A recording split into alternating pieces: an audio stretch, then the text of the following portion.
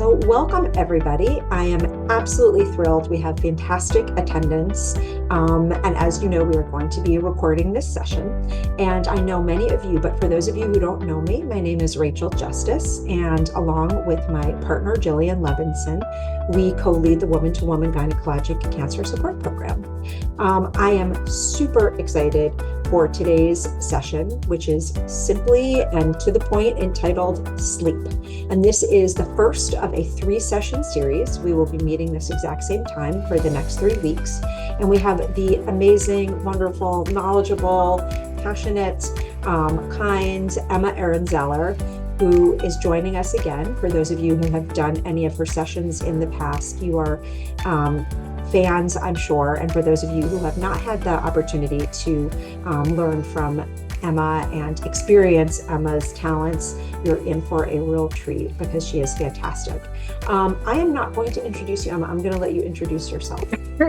And I am going to sit back, relax, and enjoy the show. So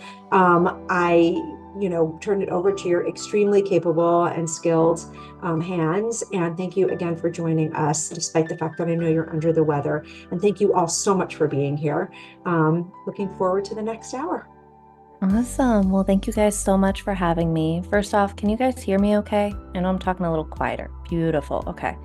Yeah, so like Rachel mentioned, I have a little bit of a cold this week, and unfortunately, it's the kind of cold that when I talk, my throat gets really dry. So you're going to see me drinking a lot more out of this little Baby Yoda mug as we go through, but hopefully my voice remains strong and the Delsum keeps kicking in as we go through, but I'm hopeful. I think we'll make it. And with that, I'm going to share my screen to get us started. I just wanted to say thank you guys for having me here. It's always such a delight being able to share some of this information with you. I always love learning about this stuff as I put it together into different workshops for you, and I'm just really grateful you're all here. So, like Rachel said, this is our first of 3 sessions about sleep. Today is going to be a bit more science heavy. We're really talking about how sleep works, how our body, how our brain are wired for sleep in this daily pattern where we go seemingly unconscious for anywhere from 5 to 10 hours every night. That's really what we're going to be talking about. To dive a bit deeper into what you can expect, we'll talk a bit about the science of falling and staying asleep, different brain areas that are involved with this. We'll have a few realistic real-life applications with things like caffeine and melatonin. And we'll close with a short hypnotic meditation for improved sleep. I think my voice will make it to the end. I really believe in myself. In the case that it doesn't, we might skip over that part, but let's put some shared thoughts and prayers towards my voice, but I think we'll make it. But I want to thank y'all for joining me. And as we go through, if you have any questions, feel free to drop them in the chat. I will pause at a few points and ask if anyone has questions, but you can use the chat. You can unmute yourself and ask them. But just know, I always like this to feel like a conversation as we go through. So if you have anything you want to share, please feel free. All right, and a little bit about me if you haven't come to one of my sessions before. Hello. My name is Emma. I am a certified hypnotist who helps people with a lot of things: anxiety, depression, addiction, confidence, and yes, sleep. I'm also a neuroscience researcher, and I study neuroscience at Columbia University at Teachers College. My research right now focuses on attention, emotion, and violence. It's very interesting. Excuse if you see the screen shrinking a bit right now. My screen's doing something funny, but moral of the story, I'm really passionate about teaching people about their brains and how particularly you can use your brains to create a happier, healthier life. So that's really what we're going to do today with the focus of sleep. Alrighty, so for today's purposes, we're going to talk in 3 major phases: falling asleep, staying asleep, and waking up. Now, I'm talking in a very soft voice today, almost like I would in hypnosis, and we're talking about sleep. So I have a few little GIFs like this sweet little baby sloth here to hopefully make it a bit more engaging. So all the talk about sleep does not make you sleepy. So we'll see. But if it does, hey, take a nap, do what you need. You can come back to the recording later. But let's start by talking about how we even understand how sleep happens every day. We're going to start with a story.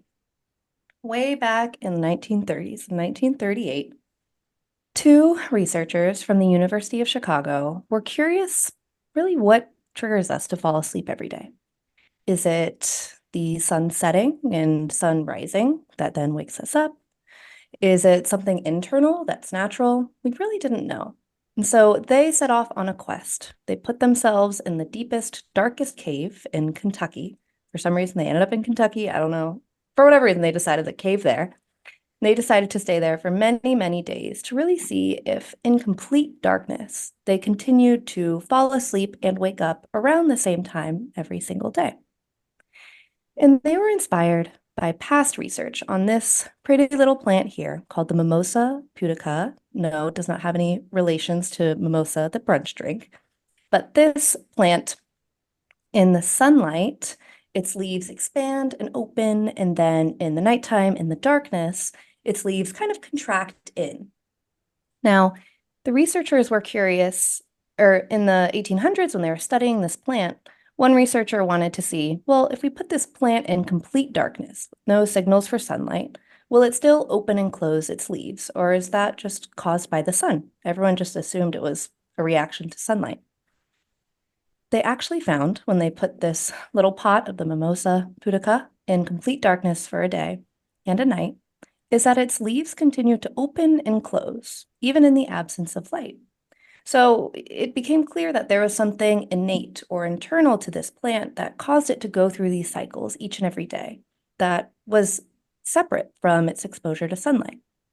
And so these researchers, way back in 1938, these people wanted to see a few decades later if it was the same for humans. So they spent 32 days in complete darkness in this cave. I don't know how. I know that they, packed rations, did some doomsday prepping, and just brought it with them, I guess. Spent 32 days here. And what they found was their sleep and their wake cycles more or less stayed the same. They would be awake for about 15 hours at a time and then fall asleep for about 9 hours. Essentially, they walked out having discovered that the circadian rhythm that really causes us to wake up, fall asleep, and do so much else in our bodies is something internal to us. It's not something dependent on sunlight or anything else. So let's talk a little bit about what the circadian rhythm does. So to define it basically, the circadian rhythm is about a 24-hour internal clock that dictates the timing of a wide range of daily functions. So yes, wakefulness and sleep, that's a huge theme of the circadian rhythm, and I think it's one that maybe most people will associate it with. However, there's a circadian rhythm for nearly every function in our body. So things like when your hunger hormones are released, when you might feel certain moods throughout a day, when other hormones are released, even your body temperature follows a circadian rhythm that can be tracked each and every day. And interestingly, when I was doing some research for this presentation, I had assumed circadian rhythm always meant like circa, like around, like going around a clock, it's around the full day, right? But circadian in this case actually means around more like an approximation. So it's around a day, right? And interestingly, in 1938, when they did that initial research, they found that neither of the researchers' circadian rhythms were exactly 24 hours. One of theirs was a little bit longer than 24 hours, but, kind of close to it. Whereas the other researchers' circadian rhythm lasted more around 26 to 28 hours. So our internal clocks aren't exactly timed with the rotation of the Earth around the sun. It's not an exact day, but it's an approximation of the day. Now, this internal clock will march on and on, regardless of whether we are exposed to light. However, there are some parts of our brain that help sync up our circadian rhythm to a 24-hour cycle so that we're not waking up later and later and kind of having this weird timing overlap with each day. Let's talk about some of those. So there's this one area of the brain. We can see it right here. If you can see where my little teal mouse is. It's one area of the brain right behind this red section here. It's called the hypothalamus. This is the part of the brain really interested in maintaining balance in temperature, in hormones, in so many different things. Maintains homeostasis, if you're familiar with that word. Now, there's one little part of the hypothalamus, a collection of cells with a fancy name that you absolutely don't have to remember, but if you want to have fun and throw it out at a cocktail party or something, you can hold on to it. But it's called the suprachiasmatic nucleus. And basically, what this part of the brain does is it notices when it is light out versus when it is dark out.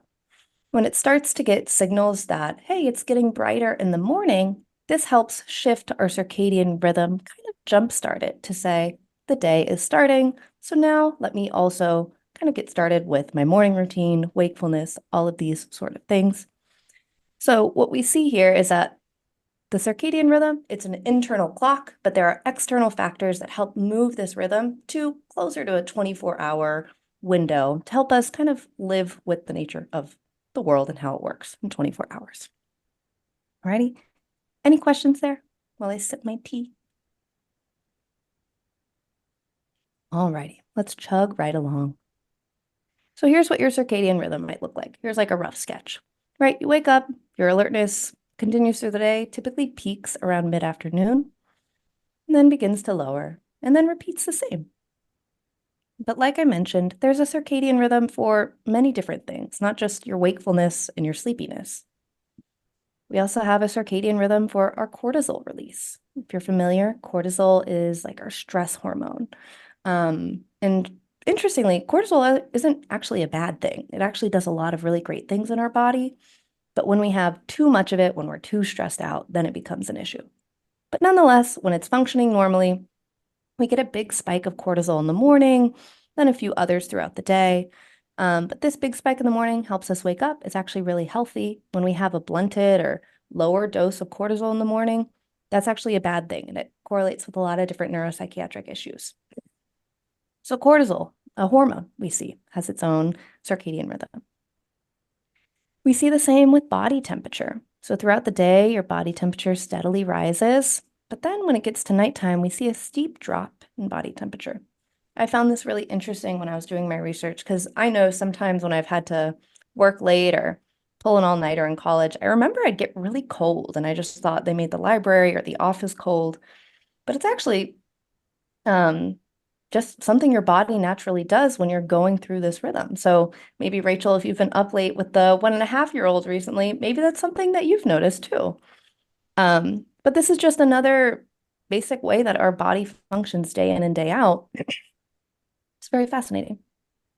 So the main thing to take away from here is that the circadian rhythm creates basically the tempo of all of our daily bodily functions. Sleep included, yes, but so many other things.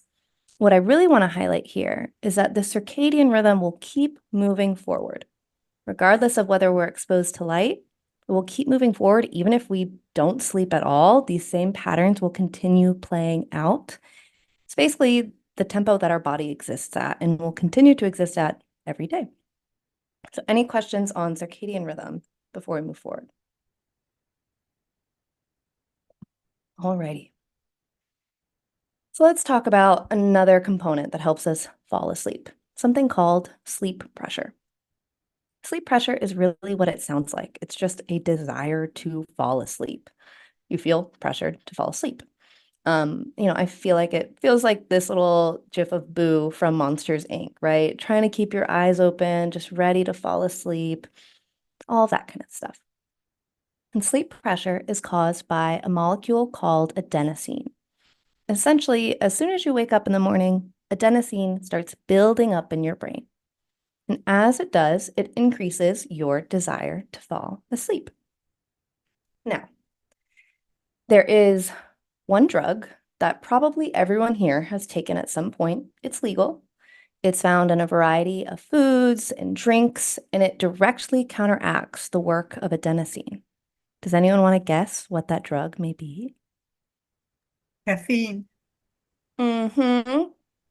Exactly, Victoria. It is caffeine. And this is actually what the little caffeine molecule looks like.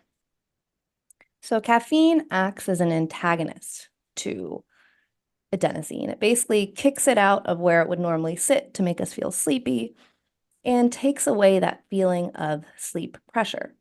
But when the effects of caffeine wears off, when the concentration of caffeine decreases in our brain, at that point we have a buildup of adenosine. It'll rush back into its little receptors on the cells and basically flood our system with adenosine, creating that kind of crash we can sometimes feel with coffee. So if we quickly take this step by step, here's what it would look like on a normal day. No coffee. You have these little things on cells called receptors that molecules can bind to. When they bind, they send a message to the cell. In this sense, adenosine is sending the message, hey, we're getting kind of tired. Why don't we go to sleep soon? However, let's say you have a cup of coffee, cup of green tea. Caffeine is going to come in there and basically kick adenosine out of its seat. It says, move over. I'm getting in here now. This is my job. Caffeine kicks out adenosine, and that sleepy sensation, that sleep pressure, is essentially blocked. What I think is interesting here is caffeine's real role isn't necessarily creating a wakefulness feeling. It's more so decreasing sleepiness. Little nuance that I find interesting, and in my experiences with caffeine, I feel rings true. But I know other people, sometimes you feel wired by caffeine. Depends on the day. So when the caffeine wears off, we see that we have all this adenosine that's built up in the brain. So when it leaves these receptors, the adenosine immediately rushes in, and we can feel even sleepier than we were to begin with. So we need to reach for that next cup of coffee or cup of tea. That's more or less how caffeine works in the brain. It's very interesting. All right, and we have one other little molecule we can talk about here too. Melatonin. Now, has anyone here ever taken like a melatonin gummy or maybe a supplement? I know I have. Especially when I've had a long flight. I know I've taken a few to try to help me sleep. But interestingly, that's not always the best way to go. So melatonin is released by a little gland in your brain called the pineal gland. It's an inch or two behind that hypothalamus we were looking at earlier. And melatonin is often called the darkness hormone or the vampire hormone. Now, this isn't because it makes you turn into Nosferatu or Edward Cullen, but it just is called that because melatonin is released when we are exposed to darkness. So when sunset comes, when it's dusk, our brain starts releasing melatonin. Now, melatonin is interesting because it doesn't actually cause sleep. It just gives your brain and your body a signal that, hey, it might be time to go to bed soon. So a good analogy to think of here is if you imagine, an intersection, and sleep, the actual creation of sleep, is some cars who are stopped at a red light. Melatonin would be like the green light saying to the cars, you can go across the street, right? But melatonin isn't the actual cars driving. It's just the signal to go, right? It's the signal to start the sleep process. So there is some discussion about whether taking melatonin supplements can actually be helpful for sleep. It's something I definitely recommend you talk to your provider about. Some providers recommend them. Definitely go for it in that case. But it is an interesting kind of nuance where it doesn't actually generate sleep. It just gives your body a signal that it's okay to start sleeping. So just an interesting little nuance there. And if we go back to this image of a circadian rhythm, melatonin will probably get released around here, around, 6, 7 p.m., depending on the season. As it starts getting dark, its concentrations will increase through the night and then decrease as it starts getting light in the morning. So there's one more aspect of falling asleep in this daily rhythm that our bodies fall in, and it's something called chronotype. So I'm curious here, and maybe raise your hand, do whatever you'd like. Is anyone here an early bird, or maybe you've called it like a morning lark? Yeah, I know I would raise my hand. I'm definitely an early bird. Not like a 5 a.m. early bird, but like a comfortable 7:30 is when I like to wake up. And excuse me if my screen is getting small. Sometimes pop-up comes up. All right, And what about, do we have any night owls in the room? Prefer to stay up later? Yeah, quite a few night owls. Love it. Yeah. So there's actually a fancy name for whether you're an early bird or a night owl, and that is your chronotype. So chronotype basically just means the general category that you fall in for your own circadian rhythm. Chrono means time, type, means type, category, etc. Early birds, as you know, we maybe like to fall asleep a little bit earlier, wake up earlier. This is known as an early chronotype. And society was really made for us as early birds, right? We have the 9 to 5 schedule, school start times are earlier. This is more or less what society was crafted for. Whereas on the other hand, we have night owls as well. Typically, folks like to fall asleep later. They naturally get sleepier later. So it's not just a preference, it's actually like a physiological response. And they like to wake up earlier as a result. And society often punishes people who are night owls, unfortunately. And what I want to emphasize here is that being an early bird versus being a night owl isn't necessarily a choice. It's heavily, heavily influenced by your genetics, your parents' early birdness or night owlness. You might find the same as your own, as well as age. So adolescents, teenagers, they tend to be a later chronotype, more like a night owl. And we often think of this, as teenagers are procrastinators, they're lazy, this or that. But in reality, it's more so how their body is just wired for that phase of life. So these really early school start times, I know my high school started at 7:25 a.m., very early, and it's not great for the development of a teen brain. But that's a little side quest. But it's interesting to see, it's more than just personal preference. It's really how your body was kind of wired genetically. And if this is something you find interesting, some researchers actually categorize 6 chronotypes, so more than just these 2 broad categories. So know that that's something you can always look into. I can send you some reading on if you're curious. Yeah, and so Amanda says, I'm a bit of both. Yeah, so it can really depend on the person. Some people kind of fall more in the middle, and that's another broad category. But yeah, a lot of us can be kind of a mix of these as well. So yeah, so here's what, typically an early bird circadian rhythm would look like. Feeling awake in the morning, starting earlier, 6, 7 a.m., and then going on from there, getting more tired around 8 to 10 p.m. Night owls, it's the same pattern. It's just shifted back a few hours, right? So that sleepiness might not really come on until 10 to 12 p.m. And that's not necessarily a bad thing, as long as, of course, you don't then have to wake up early for your job and all of that. Annalise is saying chronic insomnia since 3 months past chemo. Yeah, and that, when we deal with insomnia and things like sleep disturbances, kind of takes us out of any of these categories, right? And it's hard to get back into that equilibrium that our body likes to live in. So I'm sorry you're going through that, Lisa. I'm hopeful that this hypnosis we'll do at the end can be a starter help for you. In next week's session, we'll be talking all about different tools you can use to improve your sleep. So I hope that that can be helpful for you as well. Alrighty. So if we sum up what helps us fall asleep, what creates our daily rhythm, first is going to be the circadian rhythm. This dictates the timing of all sorts of function in our body, including sleep-wake cycles. Next is going to be sleep pressure. That's created by adenosine, that thing that caffeine just likes to kick out and keep from doing its job. Melatonin also gives our brain the signal that, hey, it's time to fall asleep. Lastly, we have our chronotype differences, our early birds and our night owls, and this helps determine what your individual body prefers for when to wake up and when to fall asleep. So I know this is a little more sciencey, a little bit more content than normal. Does anyone have any questions here? I have Very. a question about Yeah. melatonin. Mm-hmm. If like, what would be the difference between how melatonin reacts in your body to taking a mild sleeping pill like Ambien?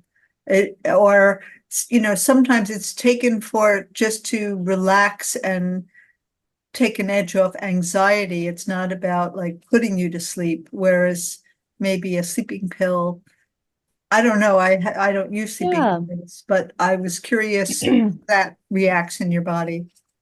Yeah. So to my understanding, if we go back to that car analogy or the intersection analogy, melatonin is again like that stoplight, stop sign turning green, saying, okay, you can go. To my understanding, an Ambien, a sleeping pill would be a car actually driving, right? It's actually creating the sleep, putting your body into that state, kind of almost like hijacking the system so that it's easier for you to go into the state of sleep. Whereas melatonin attempts to tell the body it's okay to start sleeping. Um, it's interesting when it comes to melatonin. Some research believe it's more like when you take a melatonin supplement, let's say, not just what it does in your brain, but when you're taking it in pill form, some researchers do believe it's more of a placebo effect, which to say very clearly is not a bad thing. If something works via placebo, that's great, right? It's still getting the end result that we want. But there are some researchers that believe it's more placebo. If there is an anxiety reduction, it might just be the act of doing something for yourself to reduce anxiety. That reduces the anxiety rather than the melatonin itself. But I'm sure that there are also some explanations for how melatonin could reduce anxiety, probably putting the body into a calmer state when we are preparing for sleep, could contribute to that as well. Is that helpful, Victoria? Yes, thank you. Yeah. And then I see someone else has a hand raised. If you want to take yourself off mute and you can ask your question if you have one. Yes, I do. My question is, does medication have an impact on your chronotype or your circadian rhythm or your sleep pressure? In other words, does medication have an effect on changing how and when you sleep?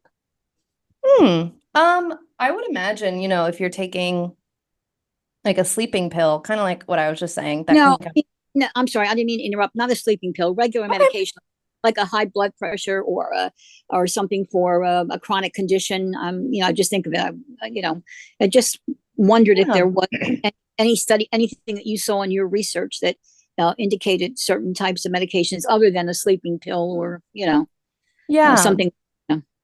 Yeah, I wouldn't be able to name any specific medications, but I think, because the circadian rhythm deals with so many functions of the body, and we have medications that, might target one of those functions or might focus on one thing, but then influence a ton of other things. I think it would make a lot of sense if medications did alter the circadian rhythm in some ways. I don't think that's inherently a bad thing, right? Our circadian rhythm is just kind of the pace at which our body functions in certain ways. But if it was ever something you were concerned about or you were curious about when starting a medication or with a medication you already take, that'd be a great thing to talk with your physician about to better understand, especially if you start noticing changes in your sleepiness, your alertness. Because, one thing about the brain and the body is that everything is so intertwined, right? We see with the circadian rhythm, yes, it's sleepiness, yes, it's wakefulness, but it's also body temperature, this, that, and the other. And it's these separate systems that kind of happen in harmony. So when we add medication to the mix, it can be very helpful and very important and very necessary.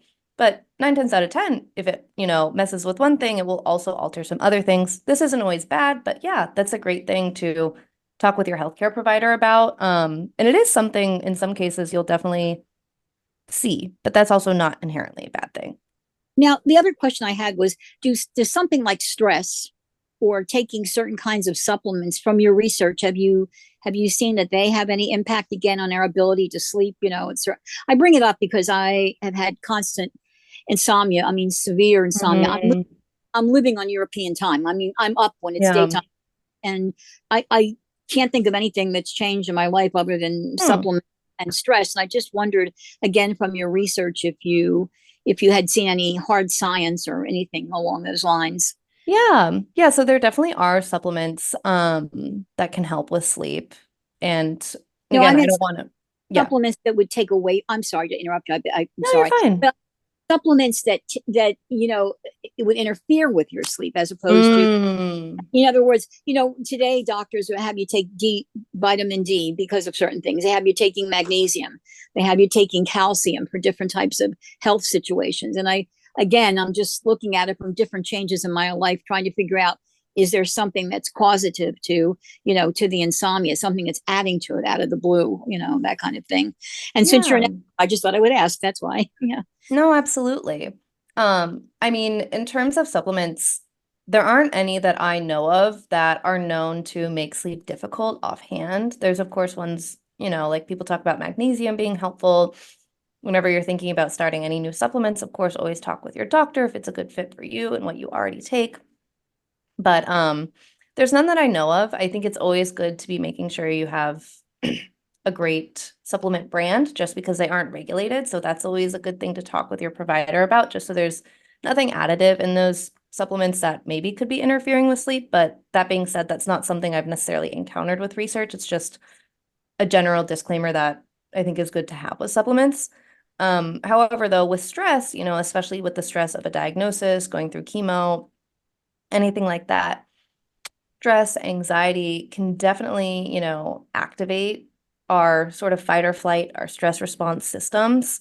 And, if we find ourselves dozing into sleep and then we have a anxious thought or a triggering thought that kind of spurs those systems awake, the whole point of this stress system in our body is to wake us up, is to send energy and mobilize us, right?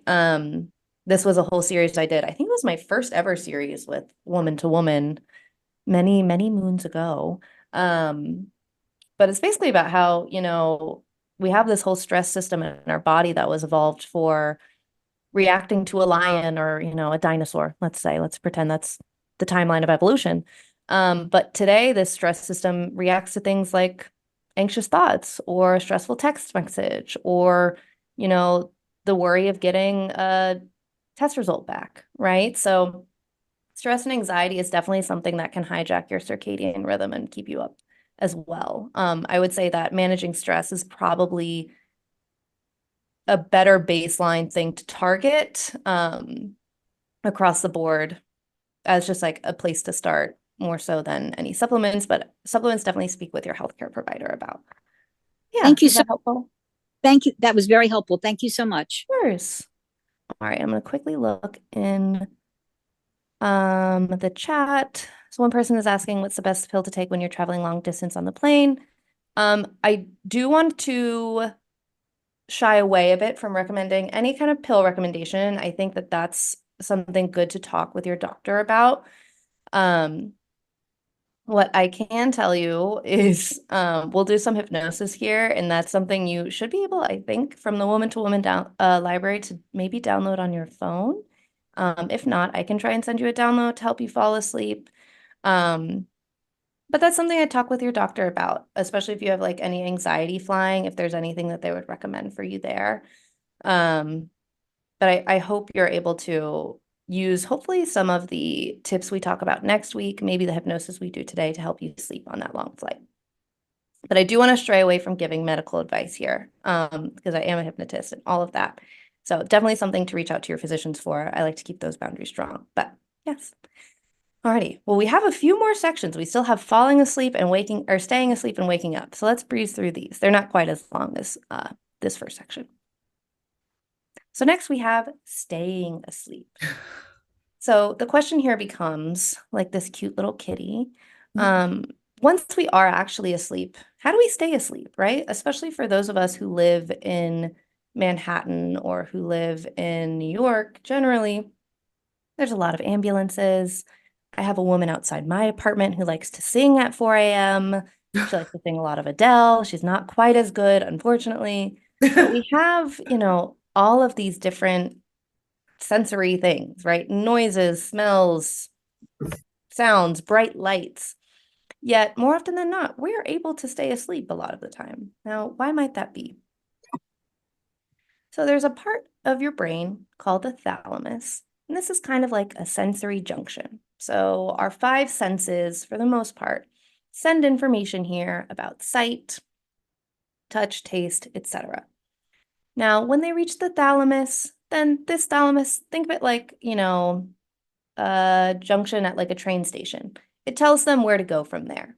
And it'll go to these kind of like external area of the brain where it basically comes into consciousness. So let's say I tickle your nose, that sensation will go to the thalamus and then go somewhere in your cortex for you to actually feel it, right? When we are in sleep, the thalamus, this section here, it stops sending those signals to the higher order parts of the brain. Basically blocks all perceptual signals, except those that are, when the woman is singing really loud, or if the ambulance is flashing its lights and it wakes you up, right? Anything that can be a potential threat, it's able to bypass and wake us up. But those smaller distractors in our sleep don't go into consciousness in the same way they do when we wake up. So that's how we're able to stay asleep. And another interesting thing about sleep is that our voluntary muscles, so like our arms, our legs, fingers, all of that, they're paralyzed by the brain. So our brainstem basically shuts off all of these voluntary muscles, which allows us to dream without acting out our dreams. Now, not all of our muscles are paralyzed. Of course, you can still breathe, your heart's still running, all the important stuff is still happening. But this is just another fun thing that our brain does so that we can dream safely, which is really interesting to think why we evolved this way. We'll talk more about that in the third session on dreams, but just some fun facts about what the brain is doing in sleep. So once we're actually asleep, there are 5 sleep stages that we cycle through each and every night. Each gets deeper and deeper. And when I was doing this research, they keep talking about getting deeper. And I was like, well, what does that actually mean? When they say that sleep gets deeper, really all it means is it's just harder to wake someone up from that stage of sleep. Now, these 5 stages are defined as REM and non-REM sleep. REM stands for rapid eye movement. This is a stage of sleep where we're typically dreaming. You've probably heard of it before. Now, interestingly, the dreaming in this sleep is not or the eye movements is not actually because of the dreaming. So your eyes moving around isn't you like in the dream trying to look around, wherever magical land you are. It's just more of a response of your brain in the situation. So a little fascinating, I found. And then non-REM, it's non-rapid eye movement, and these are stages 1 through 4. So let's look at what it might look like in a typical night. So we will run through all 5 of these stages in typically 90-minute cycles. And if you're getting 7 to 9 hours of sleep, then you should be going through 4 to 5 cycles per night. Now, one thing that's interesting is the amount of time, the proportion of time that we are in non-REM versus REM sleep isn't equal throughout the night. You'll see that this doesn't look the same as the night goes on, right? And what we see is in the first half of the night, we spend more time in non-REM sleep. In the second half of the night, we spend more time in REM sleep. Now, researchers don't know exactly why this is, but one of the leading theories is basically about how we are able to store memories, store and consolidate important memories from the day. Some researchers believe that in non-REM sleep, your brain is focused on basically cleaning out the clutter from the day, the different connections it made that aren't as important or significant to your well-being. And in REM sleep, the brain is focused on strengthening the connections that are really important, right? Maybe the skills you've practiced, anything emotionally intense that happened, anything that made you really happy. That's one leading theory of kind of the 2 parts of consolidating important memories that researchers believe we might have this kind of disproportional sleep. But I wanted to share this to say, this is part of the reason why researchers say it's so important to get that full 7 to 9 hours, because let's say you get 8 hours of sleep every night. You're one of the lucky ones that has a good 8 hours every night. Let's say one morning you wake up 2 hours earlier than normal. This means you're losing, 25% of your sleep, if I can do math correctly.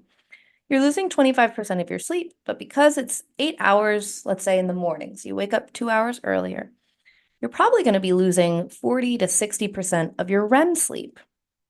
Now, this is Okay, you're going to be fine if this happens, of course, right? We've all woken up earlier and been fine. But it's interesting because that you'll be losing a disproportionate amount of your REM sleep, which has a totally different function from your NREM sleep. So that's why so many, sleep scientists and whatnot really encourage you to get that full 8 hours so you can get a full set of your NREM sleep and a full set of REM sleep, because each has its own unique but important function.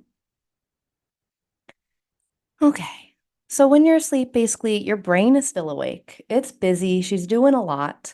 It's focusing on repair, memory storage, integration. And your consciousness, it goes offline, but you can also think of it as your consciousness changing, right? Your brain is still awake and doing quite a lot, but it's a time where the energy doesn't have to be as devoted to thinking, goal, orientation, planning, all that sorts of things, and instead can take a break. So any questions there on staying asleep before we move on to waking up?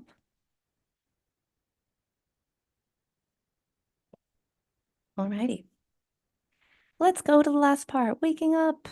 My cat in middle school would always do this to me. One time he would even jump onto our side table and slowly knock off water glasses if we did not get up to feed him. So that is one way to wake up and hijack your circadian rhythm. But really, this is kind of a repeat of what we already talked about in the first section. So the first thing that wakes us up is our circadian rhythm, the tempo that we are used to living at every day, that our body is programmed to do. So our chronotype has a big play here. Light signals, that suprachiasmatic nucleus, if you remember that fancy word we started with, all these kinds of things help our body respond to the signals around us, outside of us, and inside of us to help us wake up. Overnight, as we are sleeping, adenosine concentrations are removed. So that adenosine, which creates that sleep pressure, it's getting removed, decomposed, basically thrown away throughout the night so we can wake up feeling refreshed and relaxed. And then finally, when it's light out, melatonin concentrations decrease, signaling that, hey, bedtime is ending. So that is our nifty little summary of how sleep works. Now, I want to pause here. We will move into hypnosis in a little bit. Does anyone have any questions on this or anything I can clarify? Yes, Elisa. Hey, it's Alyssa. Alyssa, sorry. It's okay. So I finally got in to see a sleep specialist that I had been waiting to see for like over 4 months. And she told me that like Ambien or any prescription sleeping pill, you should really only take like once or twice a week. I was wondering if that's consistent with what you've heard. And she also said that anything like that also can contribute to dementia down the road. And so, having had chronic insomnia for over 3 years and trying to experiment with all different kinds of combinations of anything, and I'm averaging like 2 hours of sleep a night.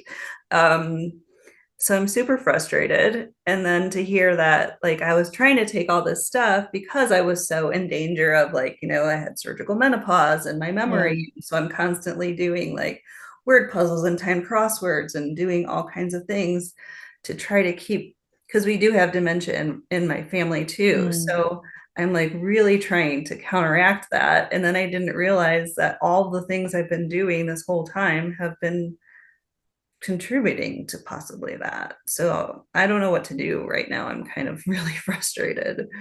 Yeah. And I just want to say I'm sorry you've been going through that. I think insomnia and difficulty falling asleep is one of the most frustrating,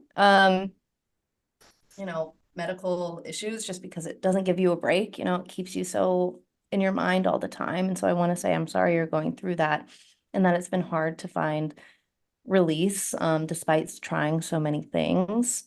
And I think what can be most helpful here is kind of thinking of it as a balancing act. Yes, there are some concerns with being on a sleeping pill all the time, but that also has to be balanced with the body's need for sleep, right? And I think it's really important, like if you have a great doctor or healthcare provider who's able to help you understand what is that balance you're able to find, for your short-term and your long-term health, because it's a really hard, you know, nuance to kind of settle into. So I definitely hear you on that. And there's no one easy answer. I really wish there was. And I'm sure if there was, you would have found it by now with all this work that you're doing, and that's what's so frustrating about it. Um, I have seen some of the research about even like melatonin and dementia, but I don't know if that's really a factor of melatonin or the quality of the supplement more so. Um, but yeah, I mean, I'd be really curious if you're able to come next week or if you're able to get the recording. I'd be curious to hear what of the tools that we talk about that you've already tried. When we're live on the call next week, we can talk about what's worked for you before and what you might be interested in trying more of. But I know it's not much, but I do want to say I'm sorry you're going through this. I know it can be so frustrating. And sleep is one of the things in science and neuroscience that we understand the least, right? It's such a new field of research. And so what we have on it is, what the physicians are able to offer you, but it's something that we definitely need more research and understanding on to be giving people like you better recommendations that can really work for your short and long-term health. Yeah. Yeah. Thank you. I'm super bummed. I'm probably not gonna be able to make it next week because I have my surgeon just left. He moved to Florida, so I have to meet with like a potential new guy next Thursday. So I'm super bummed because I saw this and was like, oh my God, I have to do it. So I'm curious about the hypnosis aspect though, because I've tried like a million different pills and a million different supplements, and I'm still getting like an hour and 17 minutes of sleep. Well, yeah. So today we'll do a quick hypnosis. There will be the recording from next week, the recording from the week after, and I typically, and I'll do this for the series too. With all of my series, I always make a like summary document of the different tools we talk about. So I'll send that to Rachel probably after our last session, and that will summarize like different tools that you can use on your own. It won't summarize like anything medically related, right? I'm not going to be talking about like different medicines or things like that. But different like tools and techniques you can use on your own time. That'll be made available to you in a few weeks as well. Yeah. All right. Yeah, and Susan's sharing some similar things in the chat. Post chemo and radiation, I wake up every 1 to 2 hours to go to the bathroom. Sometimes I lay awake trying to fall asleep. Yeah. Yeah. So Susan, I mean, this is a lot of what we'll cover next week, but I think a great starting point. One thing that I worked on with one of my past clients who was also going through chemo and radiation, a lot of it gets to be, noticing what kind of lifestyle changes you have to make. Like, so for her, she had to drink a lot of water every single day, which is what was causing her to wake up so much in the night. But she often would find she drank all of her water right before bed because she wasn't able to keep up with it during the day. So we had to work on changing that scheduling, things that could help remind her. And then also working on her stress and anxiety that would often keep her up at night. So there are different tools for that, and it kind of depends on what's keeping you up. So I don't want to give too many targeted, too many just like blank recommendations because I think it really is so unique person to person. And so next week we'll talk more in like broad categories of like if it's your thoughts keeping you up, if it's physical things keeping you up, right? We'll kind of talk through it that way. So hopefully you can identify some. But for now, what we're going to do today in hypnosis in just a few minutes is, and if you've come for one of these sessions before, it's going to be somewhat similar. But what we're going to do is a few different types of relaxation techniques. This hypnosis session is going to be really short compared to what we normally do, but it has the same level of relaxation that we've done in the past. And the different relaxation techniques that we do are things that you can practice in your own time as well. So that when you find yourself up in the middle of the night and maybe it's hard to feel rested, it's hard to quiet your mind, these are things you can definitely try again in the future. So one of them that you'll be guided through, it's really simple. It's just breath work. Just starting to slow your breathing. But the other is something called progressive muscular relaxation, something we do every time. But this kind of helps turn on your rest and digest side of your nervous system, the side that says, okay, it's safe for me to sleep, it's safe for me to go to bed, it's safe for me to calm down. Anything that's able to turn on this rest and digest parasympathetic nervous system should also help you sleep. So, you'll have this recording, I think, pretty soon after today, but you can also go back to any of the old woman to woman recordings. And I know like Rachel would have the instructions for how to access those, but there should be, I think we've done at least 11 sessions together now.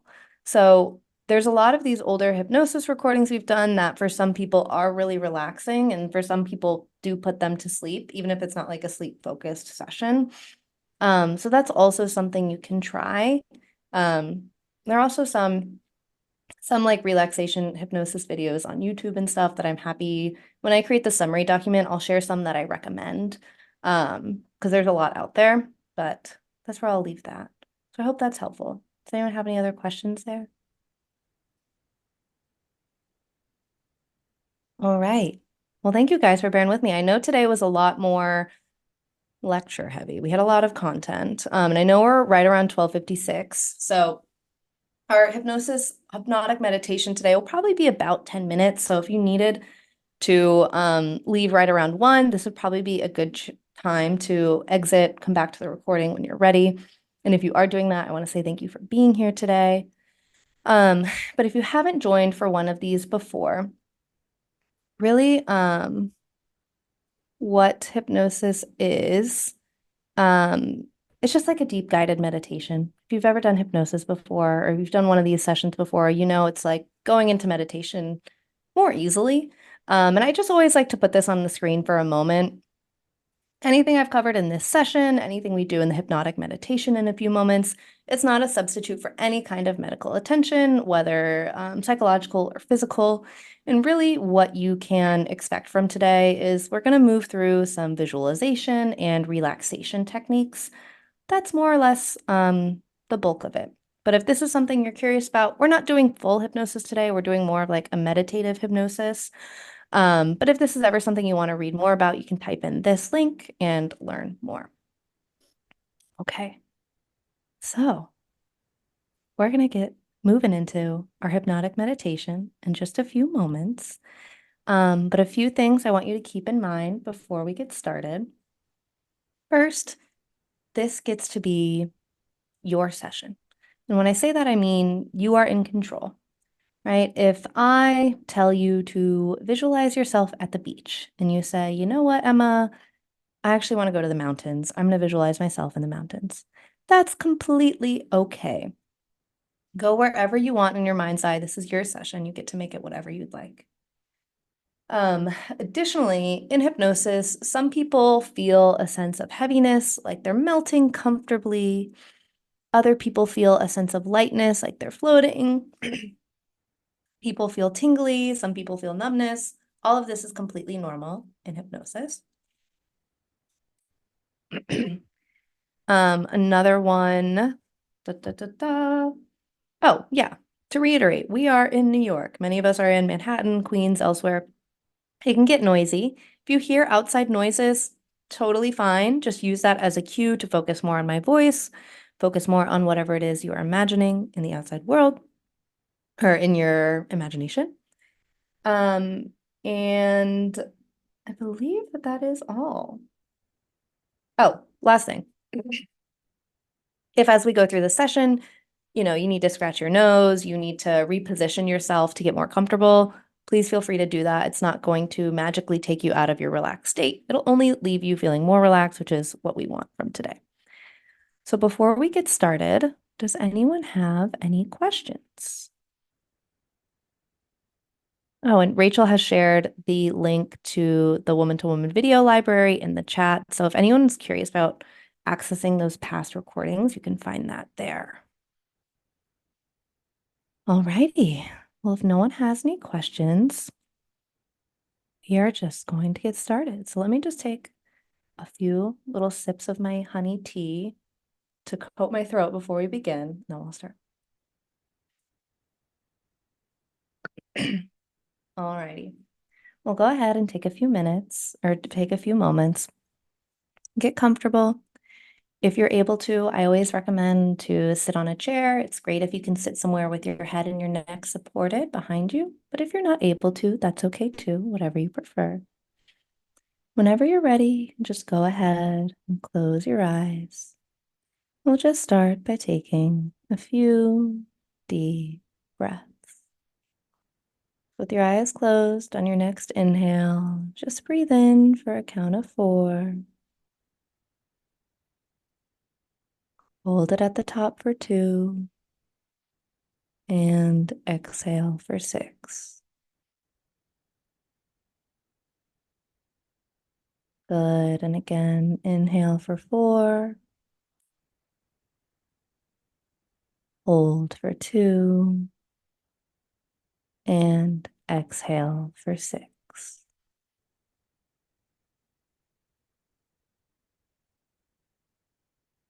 Good. And one last time, inhale for 4. Hold for 2. And exhale for 6. Good, good. And you can continue breathing in this pattern if you'd like, or if you'd prefer, you can allow your breathing to return to a normal, natural rhythm. We're about to embark on a creative journey using your vivid imagination. All you have to do is focus on the sound of my voice, the creative, vivid images brought about by your mind's eye. So to begin, I'd like you to imagine yourself in your favorite place in nature. Maybe you see yourself enjoying warm sands on the perfect beach day. Maybe you see yourself hiking over crunchy leaves in a beautiful forest, your favorite mountains. Just take a few moments to notice what comes to mind when you think of your favorite, most peaceful place in nature. And as you're in this place in nature, just take some time to notice the sights around you, what colors there are, whether there's any small, sweet animals around. You inhale and you smell the fresh air of the outside world. You find somewhere in this peaceful place a comfortable place to sit. Maybe it's a soft beach blanket, maybe a comfortable chair. Just take a few moments to sit down, and as you do, you just feel your body begin to relax. You feel the warmth from the sun just absorbing into your pores, and as it does, you feel more relaxed. This warmth from the sun just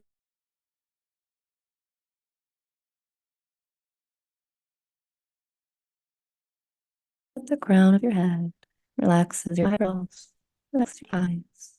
You release any tension in your jaw or your cheeks. And you feel all the micro muscles in your face totally, completely relax. This relaxation moves down your shoulders as you relax your upper arms, your elbows, your forearms, your wrists, all the way out to the tips of your fingers. This soothing peacefulness is warmth from the sun. Just moves down your chest. You relax any abdominal muscles. Feel your whole upper body totally, completely relaxed. Good, good.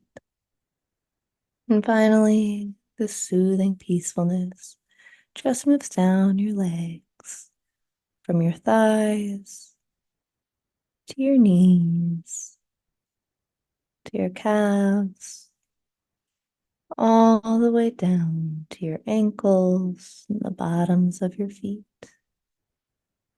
Maybe it's like any remaining tension is just flowing out the bottoms of your feet, being absorbed by the nature beneath you and all around you, leaving you in a state of pure relaxation, feeling so good and so at peace.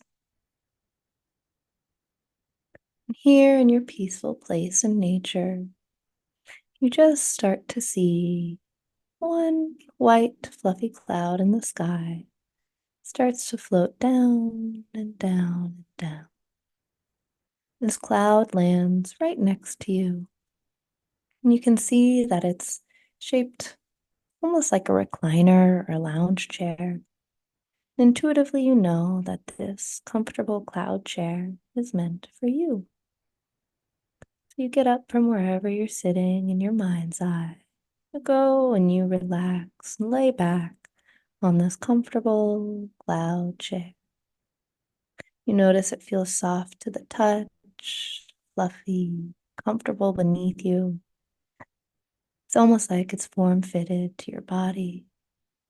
Feels good to just sink in and relax, close your eyes, and enjoy your time on this comfortable cloud chair. In a few moments, I'm going to count from 10 to 1. With each count, you'll find yourself relaxing deeper and deeper. And maybe if you decide that you want to, in your comfortable cloud chair, just float around and explore, seeing new sights in this comforting, peaceful place in nature. So 10, just getting more and more relaxed. 9, feeling a soft, cool breeze on your face. 8, going deeper and deeper. 7, feeling so good, so relaxed. 6, noticing all the colors around you. 5, feeling so rested, so at peace. 4, inhaling, smelling the fresh air. 3, feeling so good all the way down to 2 and 1, feeling so totally and completely relaxed. Good, good. Just continue imagining yourself visualizing this peaceful, comfortable place in nature as I continue speaking. As you continue to drift down deeper, deeper into relaxation, so peacefully, I'm going to present some suggestions to the deeper parts of your mind to help you improve your feelings of restfulness and your ability to get high quality, rejuvenating sleep. So as you just continue to drift deeper and deeper, relaxing with each breath you draw in, you're beginning to notice a new and wonderful desire to sleep more soundly at night. When it's time to go to bed and be asleep, you will not awaken in the night any longer unless you absolutely need to. Your mind has a strong desire to sleep deeper and more relaxed. You're now in control of your thoughts, desires, and feelings. And while you're asleep at night, you feel peaceful and relaxed each and every night. You start to sleep more peacefully without any interruptions. And if you should awake in the night, you find that it's easier and easier to fall back asleep. Your body was programmed for sleep, something you've done since you were a baby. Just like your heart has continued beating, your lungs have continued breathing, so too has your body continued helping you sleep whenever the time has come.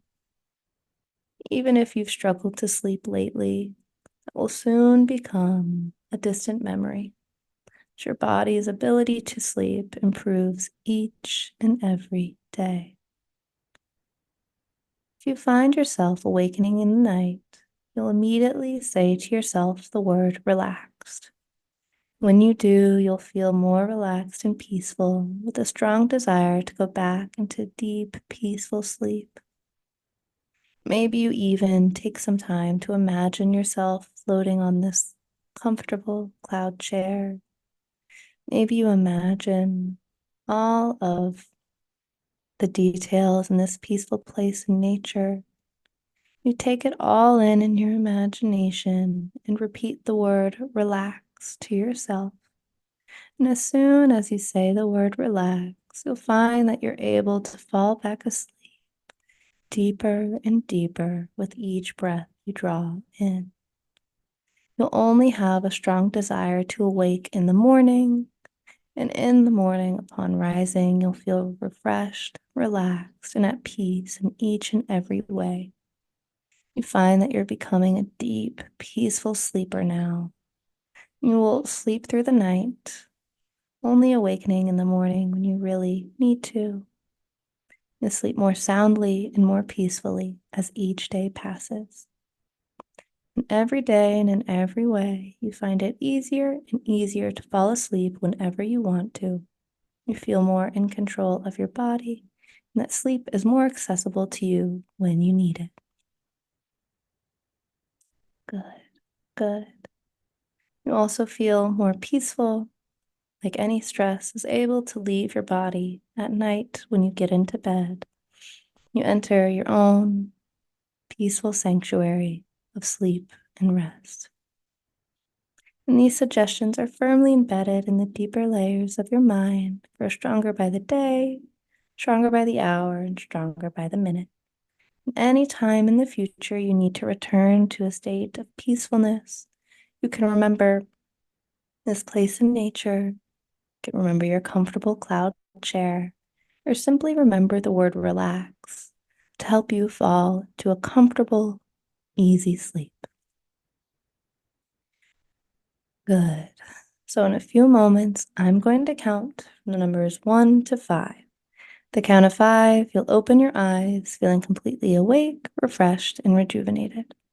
Or if right now it's a time for you to sleep and continue to drift into a comfortable nap, you may also do that as well. If you're ready to join me in the waking state, you'll open up at the count of 5, feeling completely awake, rejuvenated, and refreshed. So 1, just beginning to tune back into your body. 2, maybe swaying a bit side to side. 3, wiggling your fingers and your toes. 4, just beginning to open your eyes. And 5, opening your eyes, feeling completely awake, refreshed, and rejuvenated. Alrighty. Hello, hello, everyone. Good morning. All right. Whenever you're ready, if anyone wants to share, you definitely do not have to. But if anyone wants to share anything about their experience in that, please feel free to let me know. Or if you have any questions, feel free to let me know. That was awesome, Emma. I just am sad that there's so many hours between now and bedtime because I would be very happy to go home and get into bed right now. So I love the suggestions also because I'm personally someone who I fall asleep. I have a lot of trouble staying asleep. My mind just starts racing with everything I need to do and and everything like that. And I love the idea that I am in control of that and I can, use your suggestions that are now deeply embedded to hopefully stay asleep and have better quality sleep because it's definitely something I struggle with. So that was amazing. Good. Well, thank you so much, Rachel. I'm so glad you enjoyed it. Yeah. Well, good. Well, I'm glad you guys were able to experience that. Definitely different from some of the ones that we've done in the past. You're so welcome, Janet. I'm glad you enjoyed it. Looks like Susan had her hand up for a second. Oh, yeah. If anyone has any questions, feel free to come off mute. Hi there, Emma. That was fabulous. And I have a question. You said well, those of you who want to drift off to sleep, you can. So my question, of course, is napping allowed or condoned or not recommended? Because I know there's a stream of thought, well, stay awake so that you'll sleep better through the night. But there are those times when I really need extra sleep. And sometimes if I take a nap, I'll sleep better that night. Do you have any thoughts on the pros and cons of naps during the day?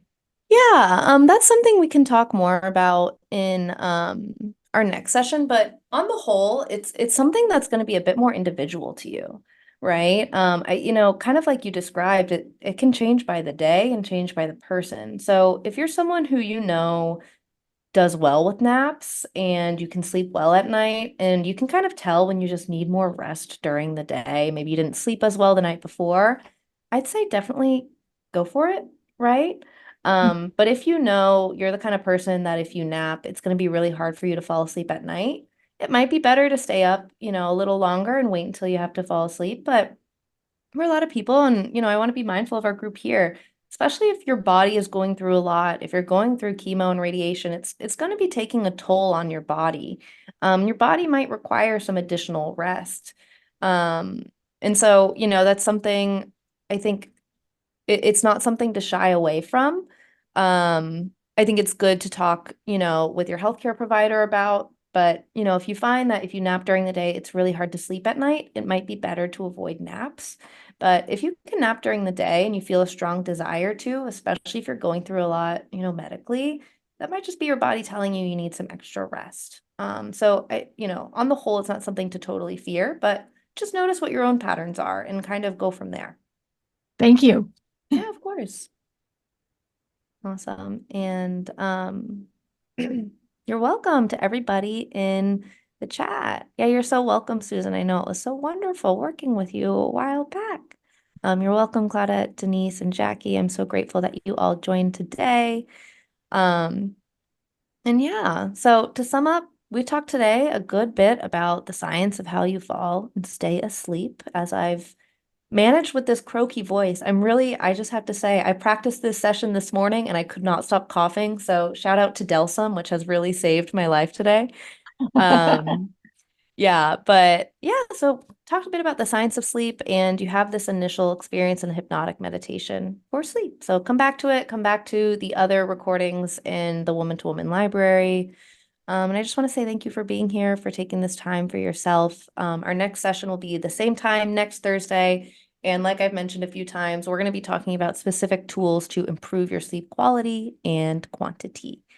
If you have any questions about today, here's my email, here's my website. Don't be afraid to reach out. But otherwise, it's been a pleasure being here today with you ladies. Thank you so much. You're so welcome. Thank you. Thank you. It was wonderful. And I had gotten some requests of your contact information. So I'm glad that it's up there. And if you need it, just please reach out. A few people reached out that they want to contact you individually to do some work with you one-on-one. Please do. So again, please feel free to reach out if you need to reach out. And Emma's very generous with her, time to answer any questions or anything after the session. So thank you so much, Emma. This was fantastic. I'm so glad that your voice held up. I wouldn't have wanted to miss I'm any amazed. of this. And I hope that everyone has deep, relaxing, restful sleep, and looking forward to seeing you all next week and the week after. Thank you, Emma. Thank you, Thank you, Rachel. So much. Bye.